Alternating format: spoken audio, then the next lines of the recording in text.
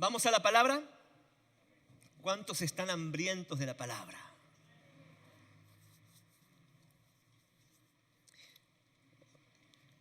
Jesús sabía perfectamente cuáles eran las necesidades humanas. Y si algo que el ser humano necesita para sobrevivir, ¿qué es? Comida, pan, alimento. Es increíble cómo Jesús relaciona con esa necesidad humana de poder sobrevivir con la palabra de Dios. No solo del pan vivirá el hombre, sino toda palabra que sale de la boca de Dios. Gloria a Dios. Bien, vamos a leer Salmo 24, versículo 1. Un versículo que creo que con un solo versículo el Señor nos habla de muchas cosas. La palabra de Dios tiene profundidad. Es muy amplio para enseñarnos, para aprender. Y dice en Salmos 24, versículo 1. ¿Vamos a leer todos juntos? Yo la tengo en la NTV, así que les voy a pedir que miren la pantalla. O si no, miren la Biblia, no pasa nada. Si tienen Reina Valera, también no pasa nada. Así que vamos a leer a la cuenta de 3. 1, 2, 3. La tierra es del Señor y todo lo que hay en ella. El mundo y todos sus habitantes. ¿Le qué? ¿Le qué? ¿A quién le perteneces? ¿Todo lo que tenés a quién le pertenece? Es importante que cuando nosotros leemos la palabra de Dios, la leamos con entendimiento, no superficialmente. Porque cuando uno comienza a leer la palabra de Dios con profundidad y entendimiento, uno comienza a experimentar una revelación de parte de Dios. La tierra es del Señor y todo lo que hay en ella, el mundo y todos sus habitantes le pertenecen. No les voy a preguntar qué es lo que significa esto. Creo que todos entienden lo que lo que Dios está queriendo decir. Pero me di cuenta que en la vida tenemos temores, ¿sí o no? ¿Cuántos miedosos hay en este lugar? ¿Quién les tiene miedo a la oscuridad? A ver, levanten la mano. Yo tengo miedo a la oscuridad. Todavía sigo durmiendo con la luz prendida. Yo creo que los temores, hay que saber diferenciar los temores. Primero, la Biblia habla del temor a Dios, que es el principio de la sabiduría, pero hoy no vine a hablar sobre eso, porque el temor a Dios se refiere al tener esa reverencia, respeto hacia Dios, como un ser superior, como un ser todopoderoso, el creador del universo, ¿sí? De tener ese respeto, reverencia a Dios. Amén. Pero también hay otro temor que es el miedo, que provoca miedo. ¿Sí? Ahora creo yo que los miedos son necesarios. ¿Por qué? Porque justamente esos miedos, si uno los sabe usarlo bien, ¿sí? Esos miedos va a provocar en nosotros tener ¿qué cosa? Prudencia. ¿Sí? Ahora, no es estar traumatizado, ¿no? Y decir, no puedo. No se trata de eso, sino que ese temor a lo que va a suceder me va a provocar en mí prudencia, tener cuidado. ¿Sí? Por ejemplo, hace unos días estaba en mi casa y sucedió algo que nunca me pasó. Bueno, mis hijas tienen su monopatín y cuando juegan lo dejan ahí tirado en el pasillo de la casa de abajo. Y claro, antes no me molestaba, pasaba nomás, pero ahora, ya que mi madre ya tiene edad, ¿sí? Y ya su cuerpo no es lo mismo, entonces, ¿qué hago? Lo levanto y lo pongo en su lugar para que mi madre pueda caminar bien. O en el baño, después de limpiar o de bañarse, secar el agua con el secador para que no se resbale y no se caiga y se fracture. Entonces, esos temores, ¿sí? Que son, creo que yo que son sanos, me va a provocar en mí tener prudencia. Pero hay otros temores. Hay temores que uno como que deja las puertas abiertas y se olvida cerrarlas. Entonces, cuando uno abre esas puertas a los temores y las deja abierta, lo que va a suceder son espíritus de temor. Espíritu de temor, espíritu de miedo. Digan conmigo, espíritu de temor. Díganlo sin miedo, espíritu de temor. Hay 3 síntomas que se manifiestan en una persona cuando ese espíritu de temor comienza a operar en nosotros. Primero, toda persona que está bajo un espíritu de temor, y estoy hablando del miedo, ¿sí? No se confundan. Primero lo que va a tener es un pensamiento incorrecto, un pensamiento erróneo. Toda persona que opera en miedo, en el temor, siempre piensa mal, porque su imaginación está pervertida, su imaginación está corrompida. Entonces, ese espíritu de temor trae pensamientos a la persona para que su imaginación sea pervertida. Por lo tanto, lo primero que le va a pasar a una persona pensar va a ser equivocada. Piensa mal. Por ejemplo, si su hijo no llega a venir, o su hija, ¿no? De pronto dijo, mami, voy a llegar a las 10 de la noche. Y los adolescentes y los jóvenes le dicen, ay, 10 de la noche, es re temprano. Por lo menos, no sé, 1, 2 de la madrugada. Me acuerdo que cuando yo tenía 15 años, fui a una fiesta por primera vez y le dije, papi, ¿puedo ir a la fiesta de 15? Sí, pero venía a las 10 de la noche. A las 10 de la noche comienza la fiesta. Pero bueno, si yo le decía que no, pero papá, comienza a las 10, mi papá no me iba a dejar. Así que le dije, sí, papi, sí. Claro, voy a llegar a las 10 de la noche. Llegué a las 2 de la mañana. Y eso, temprano, porque termina, todos saben que termina a las 5, ¿no? O hasta que salga el sol. Y bueno, mi papá me está esperando con un palo de béisbol. No les cuento lo que va a pasar porque no quiero generar temor. Pero en fin, ¿no? Cuando su hijo de pronto dice, mami, voy a llegar a las 10, y de pronto no llega. Pasa 11, 12. Bueno, seguramente no hubo taxi, no hubo colectivo, ¿no? O algo pasó, pero bueno, debe estar venir. Le mando un mensajito y no contesta. Y a ver, pregunto, papi, mami, ¿qué es lo que comienza a imaginarse? ¿Qué le habrá pasado a mi hijo? Bueno, los hombres no tanto, pero mi hija. ¿Qué habrá pasado a mi hija? ¿Le habrá pasado algo?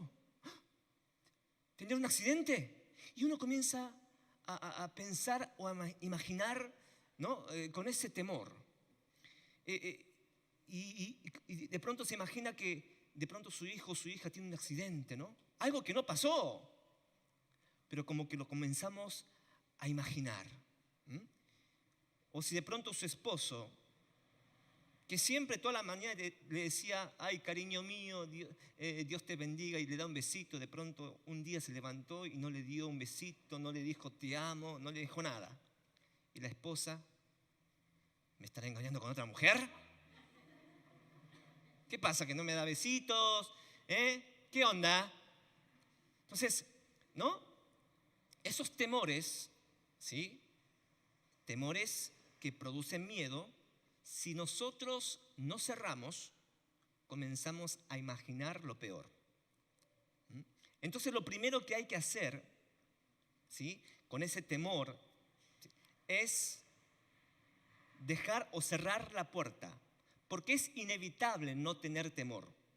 Yo creo que es parte del ser humano tener miedo, porque justamente si nosotros no tenemos miedo a nada, ¿qué hace uno? Por ejemplo, uno se toma cerveza, ¿no? Mucho alcohol, y cuando toma el volante, ¿qué se cree? El Superman. Se cree Superman. Cuando uno está borracho, toma el volante y se cree que es el dueño de todo el mundo, el dueño del asfalto. y se manda.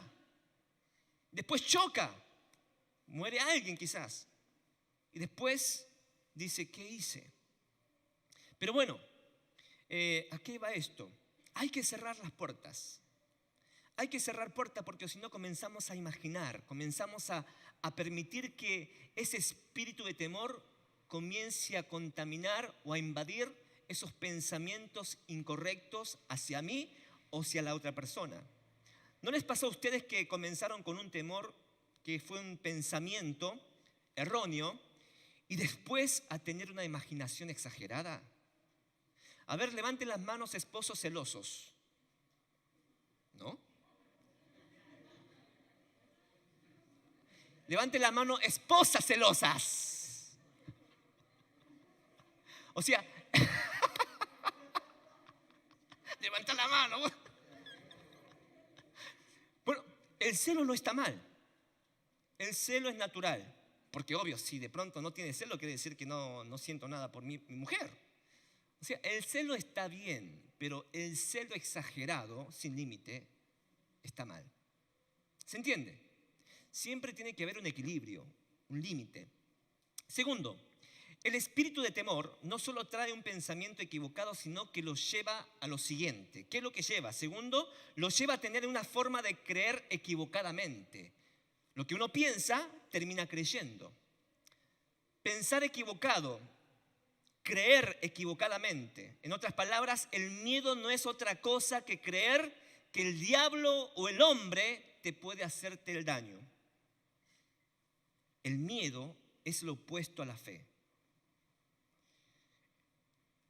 Es decir, si usted cree que su marido le va a ser infiel, vieron que las mujeres tienen un sexto sentido. Yo reconozco eso, no lo niego, ¿no? Pero hay mujeres que son muy celosas y hay hombres que son muy celosos, que no tienen control. Y hay muchos que se pelean en el matrimonio justamente por un problema de celos. ¿Amén? ¿Están aquí todos? Bueno, si usted cree que su marido le va a ser infiel, cuando usted comienza a pensar, después comienza a creer. Y el diablo es ahí donde comienza a entrar y a maquinar y a hacerlo imaginar cosas terribles. Está creciendo en esa imaginación, en ese pensamiento que el diablo está poniendo en su mente. Porque usted se olvidó de cerrarla. Entonces su fe está puesta en lo que el diablo le está sugiriendo, lo que el diablo está susurrando. Por eso está creciendo mal. Por eso tiene un pensamiento y una creencia equivocada. Primero piensa mal. Una persona con miedo o temor siempre está imaginando exageradamente. Y si operó bajo el temor, siempre está pensando y creyendo que algo malo me va a suceder. ¿Hay alguien que se siente muy perseguido, muy perseguida de las cosas malas? Siempre está, ay, si me pasa esto. Ay, salgo a la calle y me pasa lo otro. Ay, ¿hay alguien así? Bueno, usted tiene que entender que primero para ser restaurado y sanada, tiene que detectar cuáles son esos temores, cuáles son esas raíces de los problemas. Si usted no las reconoce y no las detecta, nunca va a permitir que el Espíritu Santo comience a sanar y a restaurar esa área. Entonces piensa mal, comienza a creer equivocadamente, después comienza a vivir equivocadamente. Entonces, primero piensa, segundo cree, tercero, ¿qué hace? Vive. Si yo pienso bien, pienso y medito en la palabra, creo en la palabra, vivo en la palabra. ¡Aleluya! Pero si en mi mente hay que someterse. La palabra someter es estar bajo, ¿sí? O sea, vivirlo, aplicarlo. Porque esos pensamientos, argumentos de altivez, de orgullo, de temor,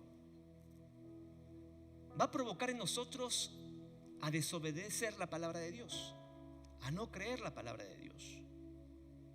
Por eso el apóstol Pablo nos aconseja esto. derribando todo argumento de altivez que se levanta contra el conocimiento de Dios y llevando cautivo todo pensamiento a la obediencia. No es solo pensar, sino que tiene que ir a la obediencia. 3 pasos. Piensa, cree, vive. Hay que aprobar estos 3 pasos. Pienso, creo, pero no obedezco, no sirve. ¿Hasta dónde hay que hacer? 3 etapas. Pienso, creo, vivo. Amén. Repita conmigo. Te vas de mi mente en el nombre de Jesús. Todo temor, te vas en el nombre de Jesús. ¿Lo piensa? ¿Lo cree? Listo, vívalo ahora. Vívalo. Cuando salga de este lugar, vívalo. Vivilo. Vivilo. La Biblia nos recuerda cuál es el rol que debemos tomar nosotros como cristianos. ¿Cuál es el rol que nosotros tenemos que tomar mientras vivimos en la tierra? Dios nos habla constantemente. Jesús habló en parábolas constantemente de cuál es ese rol. Jesús, Dios es el Señor, y nosotros que somos mayordomos. Mayordomo. Y esto es algo importante porque muchas veces se nos olvida. Creemos que, porque Dios es el dueño de todo y yo como soy el hijo, un hijo malcriado, creo que soy el dueño de todo. ¿Vieron esos hijos malcriados? Que se creen el rey de todo porque su padre lo tiene todo. No es así. Dios es el dueño y el Señor de todas las cosas, pero nosotros somos mayordomos. Ese es el rol que nosotros tenemos que vivir. ¿Qué es ser mayordomo? Es cuidar lo que Dios nos dio. No nos ofreció como un regalo, nos prestó. Digan conmigo, nos prestó. No es tuyo ni mío. Él nos prestó. Ahora le voy a decir por qué Él nos prestó. ¿Qué es un mayordomo? Es un administrador de los bienes de otro. Eso es lo que dice en el diccionario. Nosotros los cristianos somos los administradores de los bienes de Dios. ¿Pero realmente lo aplicamos? Yo pregunto, ¿no? Porque una de las cosas que hoy el Señor me inquieta y quiero compartir con ustedes es que muchas veces nosotros cuando leemos la palabra de Dios lo tomamos como algo superficial. Es decir, sí, ya sé eso. Hoy, con esta tecnología, ¿sí? Internet, podemos aprender de todo teológico, información por donde quiera. Y eso es lo que generó algo en nosotros, que es la superficialidad. Sí, ya sé eso. Pero no se trata solo ya sé. Se trata de que si vos estás creyendo y viviendo. Entonces pregunto otra vez, ¿realmente lo aplicamos la mayordomía? Porque todavía creemos que somos dueños de todo. Quizás se están preguntando de pronto del temor, ¿por qué pasa? Esperen, tengan paciencia, ¿sí? Creemos que somos el dueño de todo. Ahora, si crees que eres el dueño de todo, como así crees, ¿qué pasa con todo lo que posees? Hoy lo que vos tenés, lo que posees, ¿qué va a pasar después de la muerte? Si crees que eres el dueño de todo, ¿quién se lleva después cuando vos te mueras? Todo eso, lo que vos trabajaste arduamente, te sacrificaste, todo lo que ganaste, ¿a dónde va? Porque si eres dueño, eso te tiene que pertenecer eternamente. Pero no es así. Y te lo digo con fundamento bíblico. En Lucas capítulo 12, versículo 3, Jesús habla de la parábola del rico insensato. Se los voy a leer. Dice, entonces alguien de la multitud exclamó, Maestro, por favor, dile a mi hermano que divida la herencia de nuestro padre conmigo. Se estaban peleando por la herencia de la misma sangre. Y Jesús le respondió, amigo, ¿quién me puso por juez sobre ustedes para decidir cosas como estas? Y luego dijo, tengan cuidado con toda clase de avaricia. La vida no se mide por cuánto tienen. La vida no se mide por cuánto tenés. Eso dijo Jesús. Luego les contestó una historia. Un hombre rico tenía un campo fértil que producían buenas cosechas. Y se dijo a sí mismo: ¿qué podré hacer? No tengo lugar para almacenar todas mis cosechas. Gloria a Dios. Entonces pensó: ya sé, tiraré abajo mis graneros y construiré uno más grandes. Así tendré lugar suficiente para almacenar todo mi trigo y mis otros bienes. Luego me pondré cómodo y me diré a mí mismo: amigo mío, tienes almacenado para muchos años. Relájate, come y bebe, divierte, disfruta de tus vacaciones, viaja. Pero, dice Jesús, pero Dios le dijo: necio, vas a morir esta misma noche.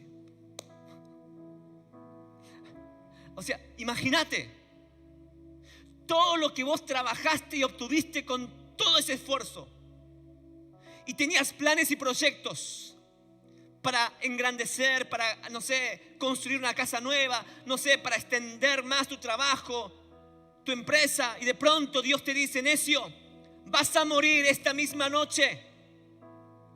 ¿Y quién se quedará con todo aquello por lo que has trabajado? Piensa por un momento. No lo tomes como algo superficial. Piénsalo. ¿Todavía crees que eres dueño de todo? ¿Aún de tu vida? ¿Qué es lo que me enseña la vida? ¿Qué me enseña la muerte? Definitivamente yo no soy dueño de nada. Eso poco que vos tenés: no, esto es mío, esto es mío. Esa casa que vos tenés, que estás luchando y peleando quizás con tus familiares: eso es mío, es mío. Necio. Necio, dice la palabra de Dios. Esta noche Dios te va a llevar. Vas a morir. ¿Qué vas a hacer? ¿Acaso importa eso? ¿Importa? ¿Acaso todavía crees que eres dueño de todo? Así es, el que almacena riquezas terrenales pero no es rico en su relación con Dios es un necio. ¡Wow! Me surge una pregunta: ¿con quién más te relacionas? ¿Con Dios o el trabajo que genera dinero? ¿Dios o el dinero que tú posees en tu banco? ¿Qué es más importante para vos? ¿Dios, su relación? ¿O con tu amigo o con tu amiguis, como dijo el misionero Q? Amiguis, ¿no? Que sabes que si vos tenés una buena relación con él o con ella, te va a ir bien en el trabajo. A veces tenemos el temor de querer romper una relación porque sabemos que si rompemos esa relación con esa persona, con un cliente, me va a ir mal. Temor incorrecto. Por eso tomas decisiones incorrectas. Por temor a perder el trabajo, por temor a perder el estudio, y no meditar en Dios te lleva a tomar decisiones incorrectas. No es porque Dios te lo permitió, sino que así como pensaste, creíste, lo viviste. 3 etapas. Entonces lo primero que tenemos que entender: somos mayordomos. La tierra es del Señor y todo lo que hay en ella, y el mundo y todos sus habitantes le pertenecen. Digan al que está al lado: yo no soy dueño de nada. Hijo, olvídate de las herencias porque chao. Confía en Dios, trabaja, pero nada es tuyo ni mío.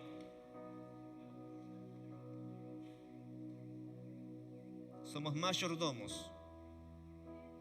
Mayordomos. Y digo esto porque en una ocasión, hace unos años atrás, bueno, mis hijas, ¿no? Mis hijas estaban durmiendo Y estaba en mi oficina paviando, o sea, pensando, ¿no? Paviando. De pronto comencé a sentir temor, miedo. Comencé a tener pensamientos de, ay, si mis hijas de pronto se enferma y se muere. Ay, si mis hijas de pronto tiene un accidente. O sea, pensó con un pensamiento flash. Y de pronto comencé a pensar y a meditar en eso. ¿Y si llega a pasar esto? De pronto me levanté de la oficina, fui a la habitación de mis hijas y puse el dedo a ver si respiraba.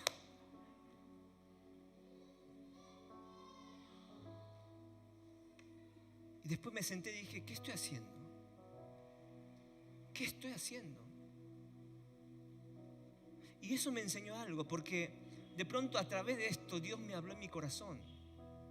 Porque yo estaba reprendiendo el temor y comencé a sentarme y dije, reprendo en el nombre de Jesús todo temor, todo pensamiento negativo.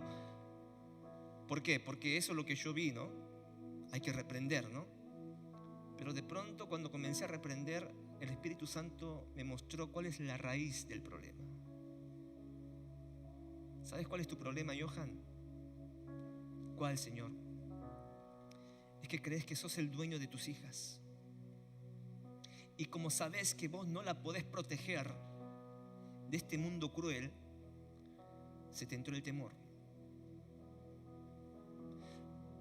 Pero si vos me entregás en mis manos, y si vos creés que en mis manos yo las cuido, está en buenas manos, ese temor se va.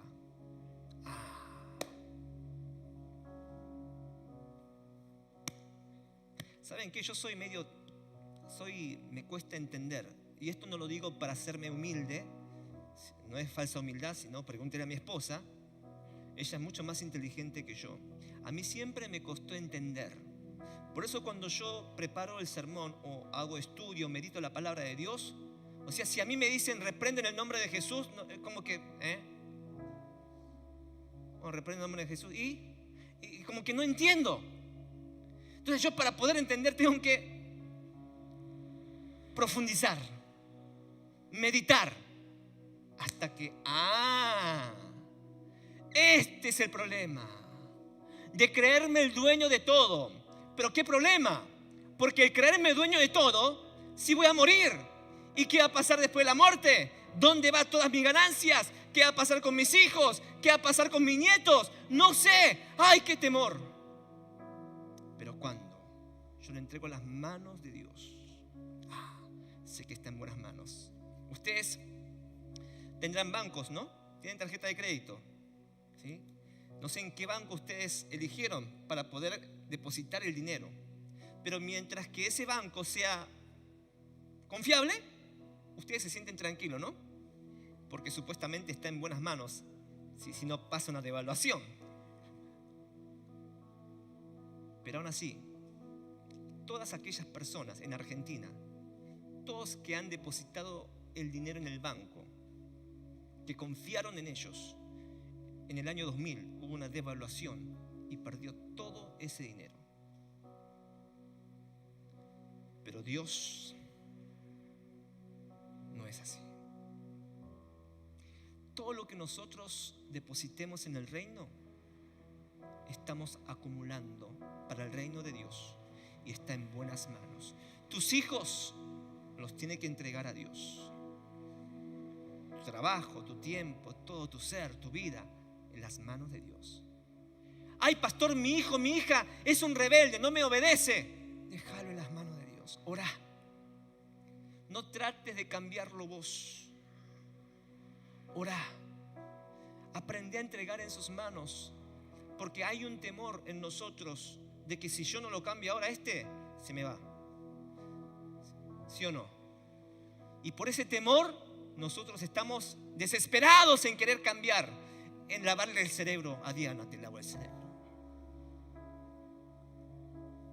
No. Ahora, no estoy diciendo que el padre no diga nada. No, tiene que darle consejo. Y cuando hay que retar, hay que retar. Pero si aún así no obedece, Señor, te lo entrego en tus manos. No es mío, son tus hijos. Y cuando uno las entrega comienza a sentir paz, porque está en buenas manos. Amén, amada iglesia. Conclusión: reconocer que eres el dueño de todo. Yo no soy dueño de nada. ¿Se entendió? Nos ponemos de pie.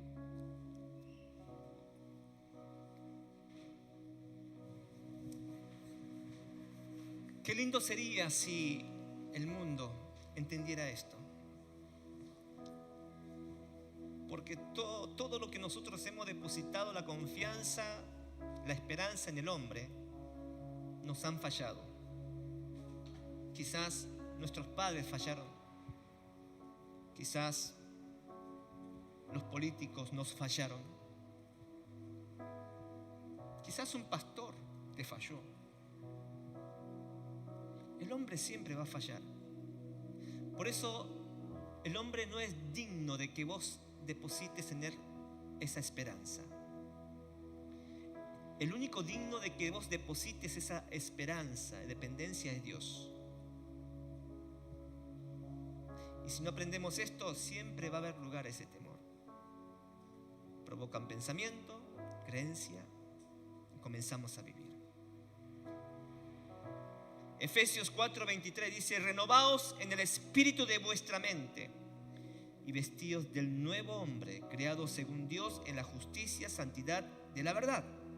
Por lo cual, desechando la mentira, hablad verdad cada uno con su prójimo, porque somos miembros de los unos y los otros. Romanos 12:2: no os conforméis a este siglo, sino transformaos por medio de la renovación de vuestro entendimiento, para que comprobéis cuál sea la buena voluntad de Dios, agradable y perfecta. Siempre medita. Entiende cuál es la buena voluntad. ¿Cuál es la voluntad de Dios agradable y perfecta? Siempre, siempre, siempre. Quiero que cierres tus ojos y quiero que tomes este tiempo para meditar y pensar. ¿Realmente eres dueño de todo? ¿Dueña de todo? Si lo niegas, ¿por qué todavía sigues creyendo y vives como si fueras dueño de todo? Y es por eso que quizás tenés ese temor. El temor nunca se va. El miedo a perder. Qué interesante, porque en la Biblia nos enseña cómo Abraham hasta entregó su propio hijo. Seguramente tuvo temor, pero él entendía de que nada era suyo.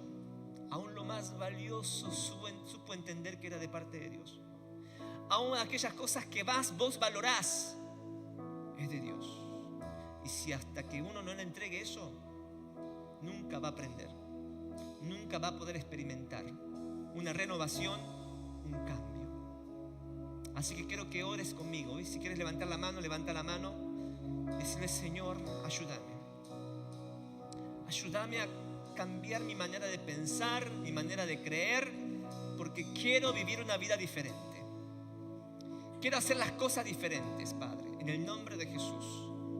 Señor, hasta hoy he creído que todo me pertenece a mí. Lo que tengo lo obtuve con mi esfuerzo, con mi sudor. Y creemos que tenemos el derecho de ser dueños. Pero si la vida Dios te la quita, ¿qué va a pasar con todo lo que tienes? Títulos, estudios, está muy bien.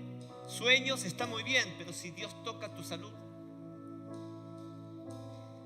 y es ahí donde uno recuerda: Señor, mi vida te pertenece, mi trabajo te pertenece, mi estudio te pertenece, todo lo que tengo te pertenece, mis hijos te pertenecen, Padre.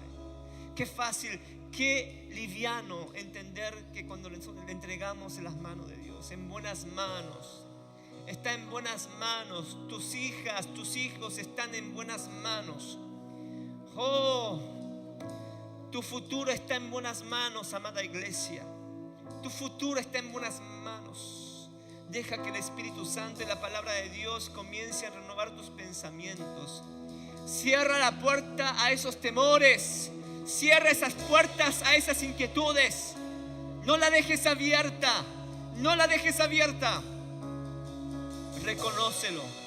Reconócelo a Dios en todas las cosas. En todas las cosas. Está bien reprender al espíritu de temor. Pero si nosotros primeramente no entendemos que el dueño de todo es Dios, siempre vamos a luchar con esto. Siempre vamos a luchar con esto. Padre Dios, en el nombre de Jesús, sabemos que esta es una palabra, Señor, clave y específica para muchos de nosotros. Porque, Señor, reconocemos que muchas veces nos creímos el dueño de todo. Creímos el dueño de todo lo que obtengo. Aún mi vida, Padre Dios. Y me he manejado, Señor, como yo quiera. Pero, Señor, nada me puede llenar. Siempre tenemos temor, inquietud, depresión, desesperación, ansiedad. Pero hoy tu palabra me enseña que cuando nosotros sabemos entregarle a aquel que sí es el dueño de todo y tiene el control de todas las cosas, está en buenas manos. Mi vida te lo entrego. Quiero que mi vida, mi pertenencia, mis hijos, mi familia, mis nietos, mi generación, todo, Señor, que estén en tus manos. Mi madre está en tus manos. Esta enfermedad que yo tengo está en tus manos. Padre, los problemas que estoy viviendo están en tus manos. Tú lo vas a hacer mejor que yo. Tú lo harás mejor que yo. Tú tienes planes, Señor, mejores que míos. Padre, en el nombre de Jesús, te entrego a ti. Te entrego a ti, Señor. Inclinamos nuestro corazón. Aleluya, aleluya, aleluya, aleluya. Oh.